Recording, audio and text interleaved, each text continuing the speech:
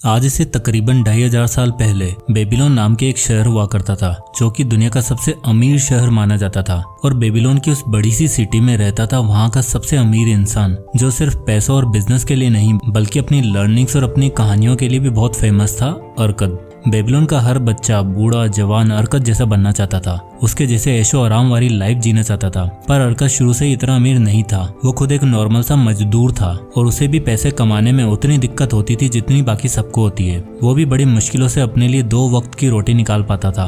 और उसकी लाइफ ने एक टर्न लिया जब वो अल्गमिश नाम के एक मनी लेंडर से मिला। अर्कद की भूख को देखकर अल्गमिश ने उसे अपने साथ मिला लिया और उसे मनी से रिलेटेड कुछ ऐसे टिप्स सिखाए जिसने उसकी जिंदगी बदल कर रख दी। वो सभी वर्ड ऑफ विजडम अर्कद ने समझे और अपनी लाइफ में अप्लाई किया, जिस वजह से वो बेबीलोन का सबसे अमीर इंसान बन पाया। पर अपनी उस न्यू नॉलेज को अर्कद ने अपने तक सीमित नहीं रखा। उसने सोचा कि मुझे अपने साथ सभी लोगों को ये नॉलेज देनी होगी जिससे सिर्फ मैं ही नहीं बल्कि ये पूरा शहर दुनिया का सबसे अमीर शहर बन जाए। अर्कद अपने मिशन पर निकल पड़ा। अपने बच्चे, अपने सभी दोस्तों और सभी फैमिली मेंबर्स को उसने कुछ ऐसी वेल्थ बिल्डिंग स्ट्रेटेजी सिखाई जिसने सबकी किस्मत बदल दी। और वहाँ की प्रजा ने अर्कद को अपने सबसे बड़ा गुरु मान लिया और उसी के नक्शे कदम पर चलकर उन्होंने वो सारी स्ट्रेटेजी सभी को सिखाई। और आज उन्हीं कुछ सिंपल यट अमेजिंग लेसन्स को मैं आपके साथ शेयर करने वाला हूँ जॉर्ज एस क्लासन की लिखी book the richest man in Babylon की मदद से। दोस्तों, स्ट्रेटेजी इस पर जानने से पहले मैं आपको बताना चाहता हूँ कि आज की इस वीडियो का टॉपिक मैंने ये इसलिए रखा क्योंकि अर्कद की तरह ही हम में से 90% लोग जिंदगी भर मजदूरी करते रहते हैं और उसी को अपनी लाइफ की सच्चाई मानकर रोज सुबह उठकर सेम साइकिल फॉलो करते हैं। अब अगर हमें अल्गमिश जैसा कोई इंसान मिलता है तो हम उसकी बातों को इग्नोर करके वापस से मजदूरी करना शुरू कर देते हैं। देखो यार, दुनिया बदल रही है। आज की डेट में मोस्टली लोग जॉब से ज्यादा बिजनेस और सेल्फ एम्प्लॉयमेंट ढूंढते हैं क्योंकि उन्हें समझ आ गया है कि जॉब से शायद मेरी करंट फैमिली तो सेटिस्फाई हो जाएगी बट मेरी फ्यूचर फैमिली स्ट्रगल करेगी।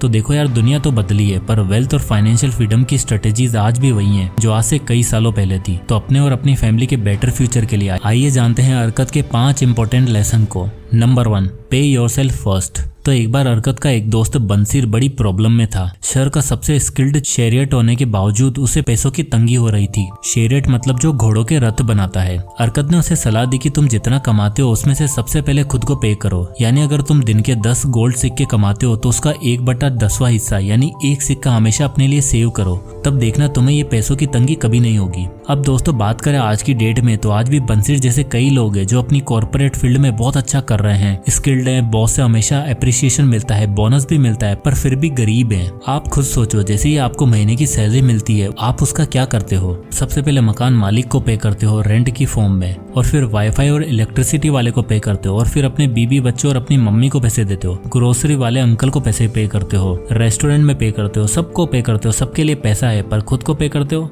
नहीं। इससे मिलिए, ये है आरव जो है एक 22 साल का लड़का जो काफी अच्छी कंपनी में 40,000 रुपए पर मंथ अर्न कर रहा है। आरव अपने सभी दोस्तों के कंपैरिजन में सबसे ज्यादा अर्न करता है पर फिर भी वो मेंटली स्ट्रेस्ड और परेशान रहता है। महीने का 40,000 रेंट, ग्रोसरी, इंटरनेट, फैमिली में न जाने कब खत्म हो जाता है पता ही नहीं चलता। और 40,000 में से उसके पास कुछ भी नहीं बचता मनपसंद चीजें करने के लिए, इन्वेस्ट करने के लिए। वो ये बात अच्छे से जानता है कि अगर मैं अपने लिए अभी से कुछ सेव नहीं किया तो आगे मुझे बहुत प्रॉब्लम होने वाली है। इसलिए वो मदद मांगने गया अपने दोस्त जीतू के पास, जो वैसे तो आरव से थोड़ा कम कमाता था पर वो मेंटली फ्री और हैप्पी रहता था। पैसे के टॉपिक पर उसे कभी परेशानी नहीं होती थी क्योंकि वो पे योरसेल्फ फर्स्ट वाला रूल फॉलो करता था और हमेशा अपनी सैलरी आती है उसका 10% अलग करके इन्वेस्ट कर देता। 30,000 की सैलरी में 3,000 रुपए वो हर महीने इन्वेस्ट किया करता था और कुछ टाइम के बाद उसने अपनी इन्वेस्टमेंट पर अमेजिंग रिटर्न देखने को मिले। और जब ये चीज उसने आरव को सजेस्ट करी तो आरव ने भी इसे फॉलो किया और महीने का 4,000 रुपए अपने लिए अलग करके बाकी खर्चा किया, जिससे उसे धीरे धीरे वेल्थ बिल्डिंग का मतलब समझ आया। अब अगर आप आज इस मॉडर्न एज में पे योरसेल्फ फर्स्ट वाली स्ट्रेटेजीज अपनाते हो तो उन पैसों को ऐसी जगह पर इन्वेस्ट करो जहाँ से आपको अच्छे खासे रिटर्न मिल सके। ज्यादातर इन्वेस्टर्स अपने इन्वेस्टिंग की जर्नी जब चालू करने का सोचते हैं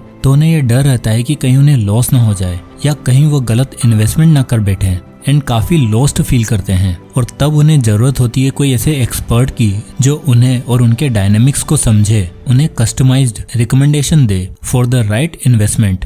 एंड ये प्रोवाइड करता है आपको मोतीलाल ओसवाल। मैं बताता हूँ कैसे। ये देते हैं आपको physical experience with their physical presence of 505,000, वो भी 550 सिटीज में। और इनके पास सभी तरह के चार्ट्स, टूल, रिपोर्ट्स और रिसर्च अवेलेबल हैं डिजिटली। और तो और 50 से ज्यादा AI टूल्स इंडिकेटर भी हैं जो इन्हें बनाता है फिजिकल प्लस डिजिटल यानी फिजिटल प्लेटफॉर्म, और ये सब आता है फ्री डीमेट अकाउंट के साथ। तो अभी डिस्क्रिप्शन लिंक से जाकर मोतीलाल ओसवाल के साथ साइन अप करें। Investments in securities market are subject to market risks. Read all the related documents carefully before investing. तो चलिए अब चलते हैं लेसन नंबर 2 पे, कंट्रोल योर एक्सपेंसेस। बेबीलोन में देबसीर नाम का एक इंसान रहता था जो अपने पिता के साथ एक दुकान पर काम करता था, और कुछ सालों बाद जब उसकी शादी हुई तब उसके पास इतने पैसे नहीं होते थे कि वो अपने माँ बाप और अपनी बीबी की जरूरतें पूरी कर पाए। इसलिए उसने लोन लेने का सहारा लिया। उधार लेते लेते वो इतना खो गया कि उसने अपना सब कुछ गवा दिया और सीरिया देश में उसे गुलाम बनाकर बेच दिया गया। पर वहाँ पर उसको ऊंट की रखवाली करने का काम मिला जिसमें उसने बहुत कुछ सीखा, और जब वो वहाँ से भागकर वापस आया तब उसने हरकत की मदद ली। उसने हरकत को अपनी सारी कहानी बताई और पूछा, अब मेरे पास सिर्फ एक ही ऊंट बचा है, बताओ मैं इसका क्या करूं? मैं ऑलरेडी अपना सब कुछ खो चुका हूं। यहाँ के लोग मुझे जीने नहीं देंगे जब तक मैं उनका उधार ना चुका दूं। हरकत ने उसकी बात को ध्यान से सुना और कहा, देबसीर, तुम आज इस स्थिति में इसलिए खड़े हो क्योंकि तुमने कभी भी अपने पैसों को, अपने खर्चों को सही से मैनेज नहीं किया। हमेशा खुला खर्च किया, जरूरतों को पूरा करने के लिए कर्ज का सहारा लिया, जिससे तुम एक नेवर एंडिंग ट्रैप में फंस चुके हो। अब अगर तुम्हें अपनी स्थिति सुधारनी है तो तुम्हें अपने एक्सपेंसेस पर ध्यान देना होगा। लाइफ में हमारे लिए हर खर्चे जरूरी नहीं होते। सारी जरूरतों को पूरा करने के चक्कर में वो भी मत गवा बैठो जो तुम्हारे लिए सबसे इम्पोर्टेंट है, तुम्हारी लाइफ। अब इस स्टोरी से आप थोड़ा सा रिलेट करके देखो आज के युवा को, तो वो बिल्कुल देबसीर जैसी हरकतें ही करता है। हमेशा उस चीज की डिमांड्स रखता है जो उसकी औकात के बाहर है।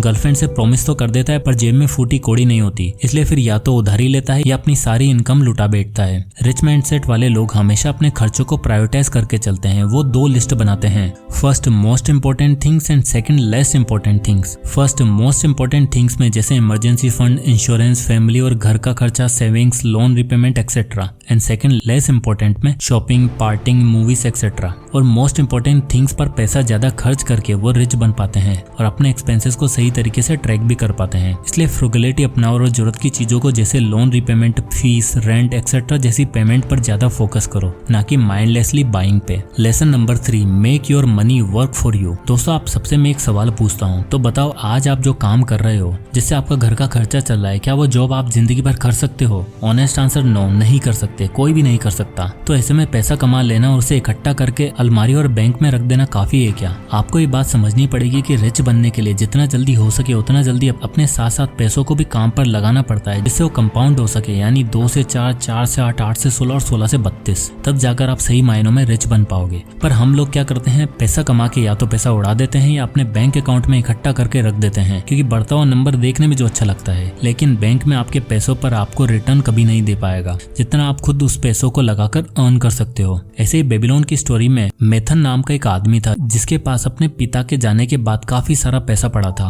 अब अगर वो चाहता तो वो उन पैसों को खर्च भी कर सकता था, अय्याशी ऐशो आराम कर सकता था, पर उसने ऐसा नहीं किया, बल्कि उसने इसमें एक अपॉर्चुनिटी देखी। उन दिनों बेबीलोन में बहुत सारे नए नए बिजनेस खुल रहे थे और सभी को पैसों की जरूरत थी। तो ऐसे में उसने सोचा कि क्यों ना लोगों को पैसा उधार दूं और उसे इंटरेस्ट के साथ अर्न करूं। थोड़ा थोड़ा करके उसने सभी बिजनेस को पैसा देना शुरू किया, जिससे उसका पैसा और भी ज्यादा बढ़ने लगा। और इसी चीज को जारी रखते हुए वो बेबीलोन का सबसे ट्रस्टवर्दी मनी लेंडर बन गया। वो अपना खुद का काम भी करता और साथ ही साथ उधार पे दिए गए पैसों से पैसिव इनकम भी अर्न करता। फिर धीरे धीरे उसने डाइवर्सिफाई करना शुरू किया। अपनी रिस्क टेकिंग एबिलिटी को उसने इस मुकाम पर पहुंचा दिया जिससे वो अपनी पिताजी से मिली वेल्थ को 10 से 15 गुना कर चुका था। तो आप भी अपने पैसों को रखो मत, बल्कि उन्हें काम पर लगाओ, इन्वेस्ट करो स्टॉक मार्केट में, म्यूचुअल फंड में, इंडेक्स फंड में, जिससे आपको भी पैसिव इनकम का फायदा मिल सके। Lesson number 4, guard against loss. दोस्तों, इन्वेस्टिंग करते समय, चीजों को सिलेक्ट करते समय कभी कभार हम ऐसी गलती कर बैठते हैं जिससे हमें बहुत ज्यादा नुकसान उठाना पड़ता है, और वही गलती putting all your eggs in one basket, यानी कभी भी अपना सारा पैसा ऐसी जगह इन्वेस्ट मत करो जो मीडिया में ट्रेंड हो रही हो, बल्कि जितना हो सके अपने आप को गार्ड करो अगेंस्ट लॉसेस। बहुत से बच्चे जो आजकल इन्वेस्टिंग कर रहे हैं वो बस न्यूज फॉलो करते हैं, मार्केट में इसकी हाइप बनी हुई है मतलब वो ऊपर जाएगा, इसलिए उधर उधर पैसा लाकर सारा एक जगह लगा देते हैं। अब आपको ये समझना होगा कि रिस्क लेना और कैलकुलेटेड रिस्क लेने में दोनों में अंतर है। सो इसलिए अपने पैसों को डाइवर्सिफाई करो और अपने पैसों को गार्ड करके रखो। Lesson number 5, seek wise counsel. अगला और मोस्ट इंपोर्टेंट लेसन ये बुक हमें सिखाती है वो है सीक वाइज काउंसल। दरअसल क्या है कि आजकल हम 2 तरह के लोगों से गिरवे रहते हैं। पहले वो जो बातों को सिर्फ हवा बनाते हैं, ये करोगे तो ये हो जाएगा, ये स्टॉक चूज करोगे तो इतना पैसा मिल जाएगा, इतना मुझे दोगे तो तुम्हें उतना रिटर्न दूंगा, फलाना ढिमकाना। और दूसरे आते हैं वो लोग जो आपको प्रैक्टिकल नॉलेज देते हैं, जो आपको कुछ लर्निंग्स और स्टोरीज की मदद से वैल्यूएबल सिखाते हैं, जिससे आप खुद के दम पर एक बेटर जजमेंट ले पाओ और अपने फाइनेंशियल फ्यूचर को खुद शेप कर सको। जिस तरह अरकद ने किया, उसने अपनी वेल्थ और नॉलेज को अपने तक सीमित नहीं रखा। वो चाहता था कि मेरे जाने के बाद भी लोग मेरे लेसन लेसन को याद रखें और अमीर बनने की राह पर चलते रहें। वहीं बेबीलोन में कई ऐसे लोग भी थे जो दूसरों को लूटना और उनका सामान हड़पना जानते थे। ये दो तरह के प्राणी आपको हमेशा सामने खड़े मिलेंगे और जल्दबाजी में हमसे गलती ये हो जाती है कि हम गलत आदमी की बात सुनने का डिसीजन ले लेते हैं क्योंकि उसकी बात ज्यादा प्रॉमिसिंग और आसान लग रही होती है और फिर उसका रिजल्ट क्या होता है सबको पता है। इसलिए अपने आप को हमेशा वाइज लोगों से घिरे रखो, उनसे एक या दो बातें भी सीखने को मिले तो सीखो, फिर चाहे वो आपको बिजनेस के लिए हो, इन्वेस्टिंग के लिए हो या आपकी लाइफ की मोटिवेशन के लिए। और ऐसे सो कॉल्ड गुरुज को इग्नोर करो जो आपको सेमिनार ज्वाइन करवा के 1 करोड़ रुपए देने का वादा करते हैं। अपनी लाइफ में कृष्ण जैसे मार्गदर्शक ढूंढो जो हर कठिन समय में आपकी नैया पार लगा दे। तो ये थे top 5 lesson richest man in Babylon book से, जिसमें सबसे पहले आपको अपने आप को पे करना है और अपने एक्सपेंसेस को कंट्रोल में रखना है, फिर अपने पैसों को काम पर लगाना है और ध्यान से उन्हें गार्ड करके रखना है ताकि लॉस ना हो जाए। एंड एट लास्ट हमेशा अपने आसपास की ऐसी संगति अच्छी रखो जिनसे आपको कुछ सीखने को मिले। तो दोस्तों आई होप कि वीडियो आपको पसंद आया होगा, इस वीडियो से आपको कुछ ना कुछ सीखने को मिला होगा। अगर ये वीडियो आपको पसंद आया तो इसे लाइक करो और ज्यादा से ज्यादा लोगों तक शेयर करें। और मोतीलाल ओसवाल का लिंक आपको डिस्क्रिप्शन में मिल जाएगा, वहां से जाकर इसे चेक करना ना भूलें। तो मिलते हैं नेक्स्ट वीडियो में, तब तक के लिए जय हिंद।